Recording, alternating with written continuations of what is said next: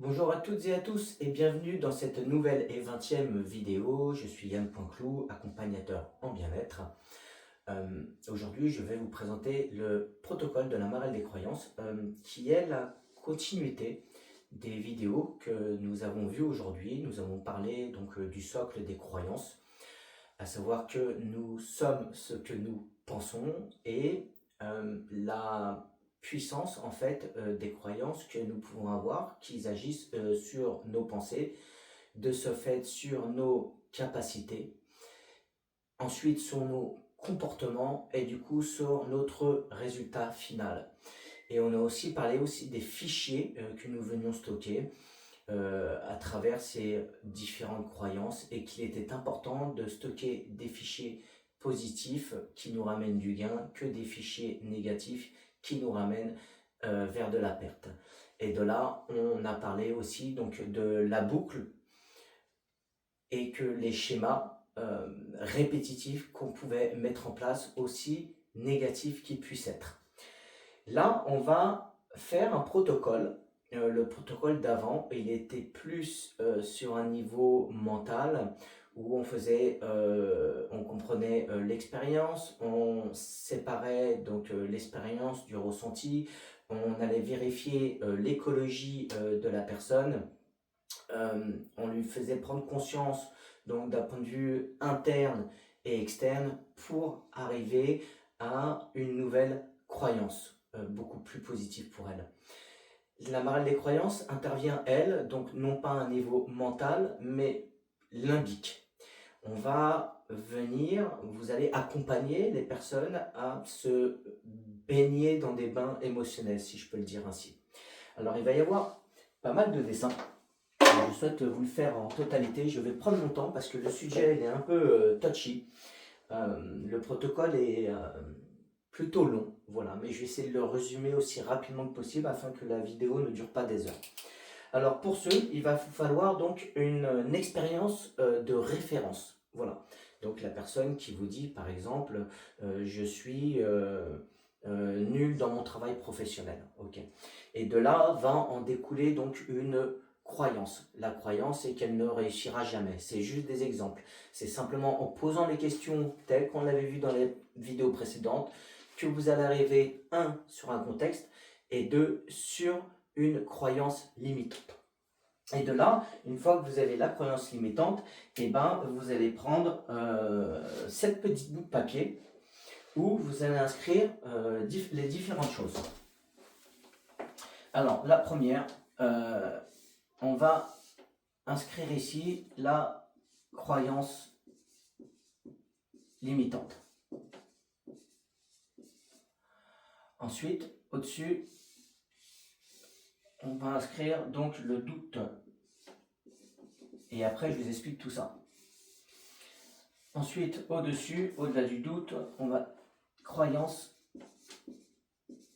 limitante dépassée. Au-dessus de la croyance limitante dépassée, il va y avoir le rêve. Ensuite, le projet en cours. Et de là, donc, une vérité inébranlable.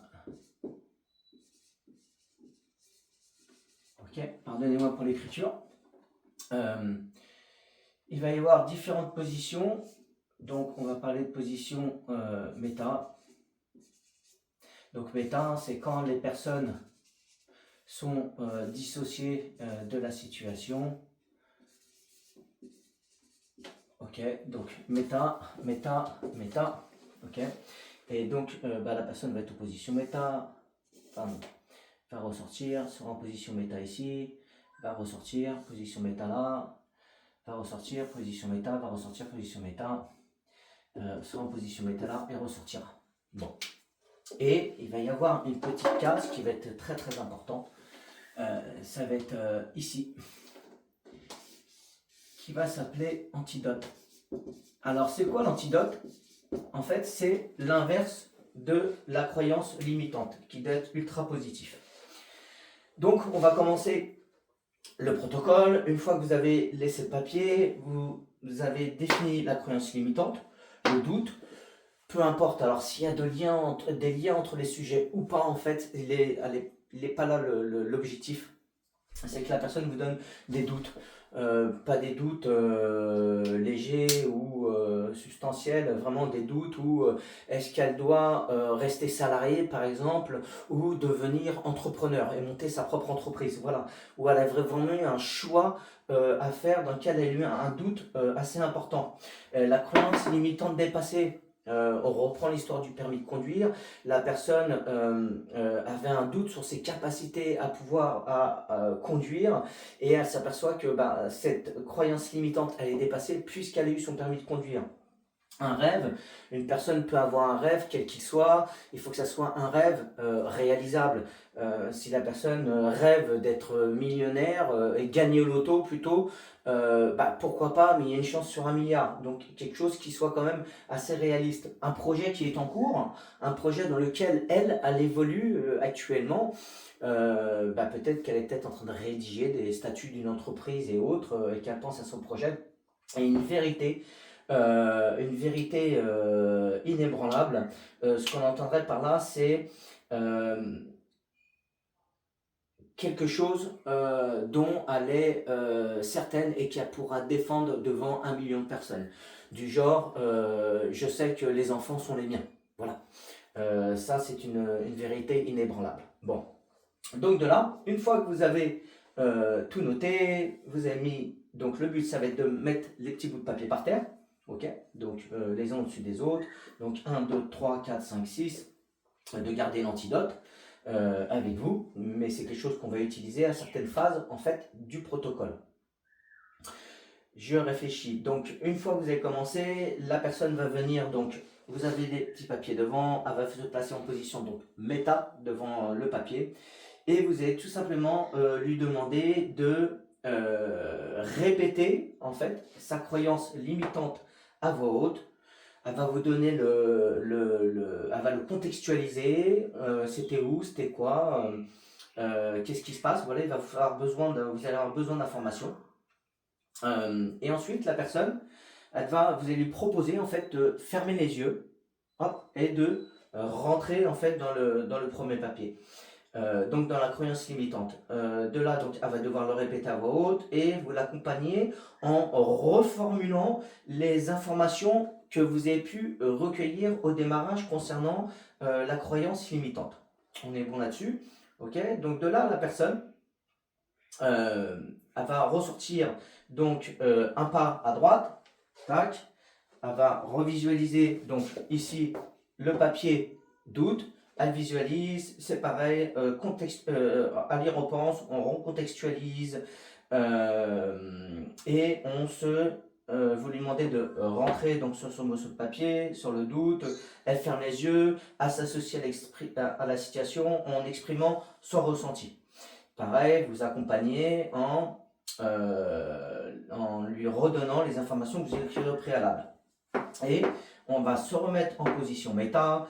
Vous lui demandez de les yeux ouverts, de visualiser, de recontextualiser, de vous donner son ressenti.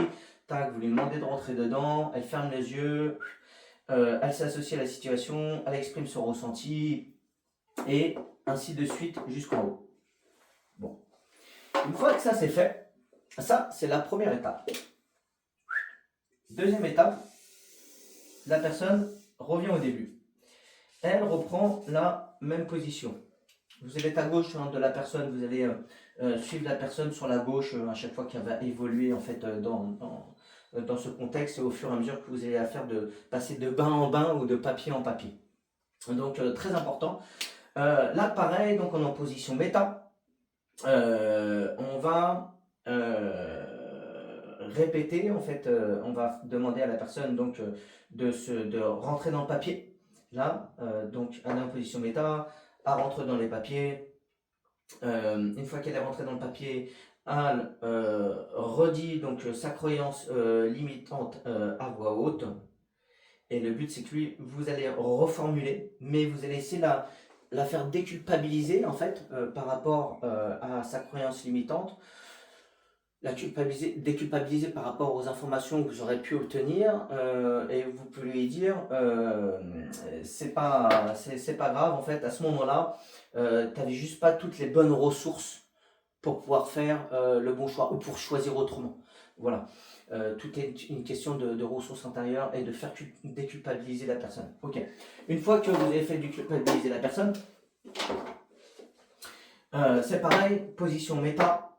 De là, elle se regarde, elle regarde le doute, ok, vous la faites rentrer dedans. C'est pareil, une fois qu'elle rentre dedans, vous lui faites fermer les yeux, ok, et vous lui dites tout comme tu ressens un doute fort de l'expérience. Souvenez-vous, c'est pour ça qu'on avait demandé d'avoir la contextualisation et l'expérience. Donc, quand tu ressens un fort doute de l'expérience, tu as aussi un fort doute sur ta croyance limitante. Là, on va commencer à venir dédramatiser la situation et casser un peu le schéma d'emprise en fait de la croyance, petit à petit. Donc, quand tu ressens, c'est ce qu'on va dire à la personne, alors tu ou je ressens, on peut lui dire comme ça. Donc, tout comme tu ressens un doute fort de ton expérience de référence, tu doutes de ta croyance limitante. Ok. Tac, elle va venir sur, donc aller ici, aller sur le doute, aller penser ici. Tac, donc elle se remet en méta, elle rentre dans la croyance limitante qui est dépassée. Et là, on va lui dire tout comme ta croyance limitante du passé a changé, parce que souvenez-vous, c'est une croyance limitante qui a été dépassée. Elle ne pensait ne pas avoir son permis de conduire, mais elle a réussi à avoir son permis de conduire, donc elle a dépassé cette croyance limitante. Donc, tout comme ma croyance limitante du passé a changé, ma croyance limitante change, tout comme je réalise que je me suis trompé, donc qui est lié au doute au sujet de ma croyance limitante dépassée, tout comme je doute de ma croyance limitante. Tac. Et là, on va arriver, donc on l'a fait passer en position méta. Une fois qu'elle est passée en position méta, on va attaquer sur le rêve. Le rêve, vous allez la faire venir dedans et vous allez lui faire dire son rêve à voix haute. De lui redire ou de lui proposer tout simplement de répéter son rêve à voix haute. Là, c'est une étape qui est très importante. Donc, tout comme je me ressens mon rêve, quel que soit le rêve, tac, je reçois l'antidote. Et l'antidote, effectivement, c'est quelque chose que j'ai envie de vous préciser, qui doit être en fait défini au départ. Et l'antidote est l'inverse de la croyance, et quelque chose de positif. Donc si une personne vous dit je ne réussirai jamais dans la vie, c'est l'antidote, ça serait celle qui doit vous le donner, hein, bien évidemment au début, c'est je suis capable de tout créer. Voilà. Et donc ça sera son antidote qu'on va garder. Donc là, quand on repasse ici, on va se servir de l'antidote. Donc tout comme je rêve de partir ou de peu importe le rêve qu'elle aura, je rêve aussi de l'antidote de pouvoir tout faire professionnellement. Ok. Hop, méta, elle observe, elle rentre dedans, vous lui. Donc, ça, c'est le projet qui est en cours.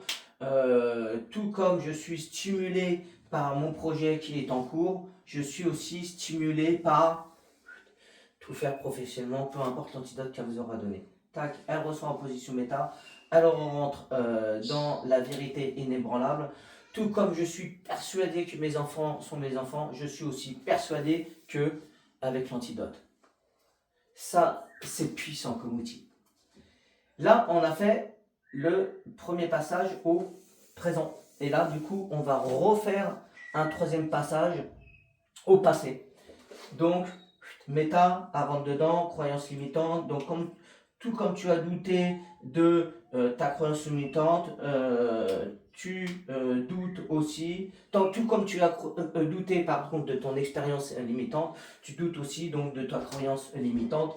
Tout comme, voilà, passe dans le doute, hop, on l'a fait rentrer dedans, méta, observe, rentre dedans, ferme les yeux. Donc, tout comme ta croyance limitante est dépassée, ta croyance limitante a changé.